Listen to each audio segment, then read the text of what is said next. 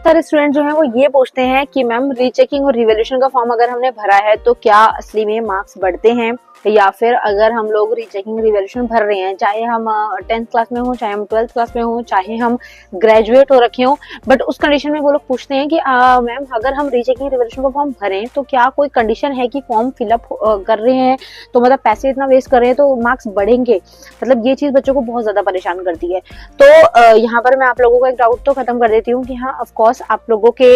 Marks जो हैं वो बढ़ते हैं, but there is a condition कि अगर आप लोग अच्छे से पेपर लिख कर आए हो एंड आप लोग सेटिस्फाइड हो कि हाँ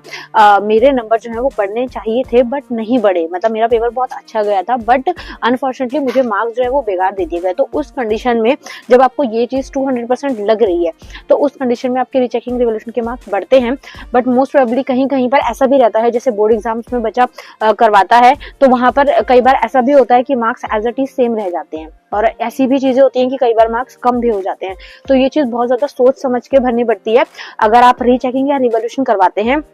10th में, 12th में या फिर कॉलेज में, क्योंकि तीनों में रीचेकिंग और रिवैल्यूएशन की प्रोसेस चलती है। बट अब मेन बात ये आती है कि रीचेकिंग रिवैल्यूएशन के फॉर्म भरने कब चाहिए और किस टाइम पर जो है आप लोग फॉर्म फिल करें, और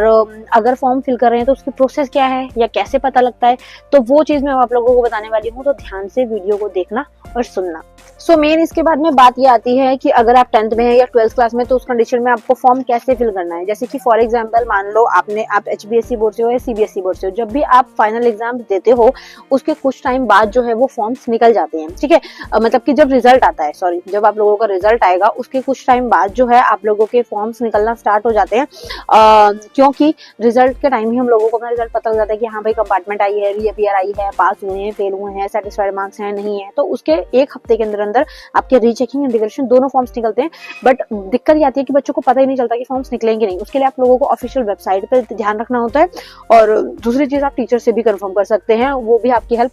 कर देते हैं, ठीक है। अब यहाँ पर अगर मान लो आप लोग 10th या 12th में हैं तो आप लोगों के फॉर्म्स निकलेंगे। CBSE बोर्ड के अंदर तीनों प्रोसेस वाइज रहती हैं। जैसे सबसे पहले आप लोगों को फोटोकॉपी वगैरह के लिए फॉर्म भरना पड़ता है, फिर उसके बाद में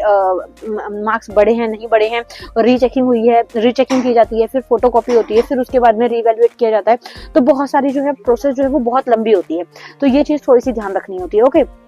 और अगर आप लोग कॉलेज के अंदर है तो वहां भी सेम चीज रहती है। आप कोई भी सेमेस्टर में हो आपके एग्जाम्स होते हैं, और एग्जाम्स होने के बाद में आप लोगों के फिर फॉर्म्स निकलते हैं।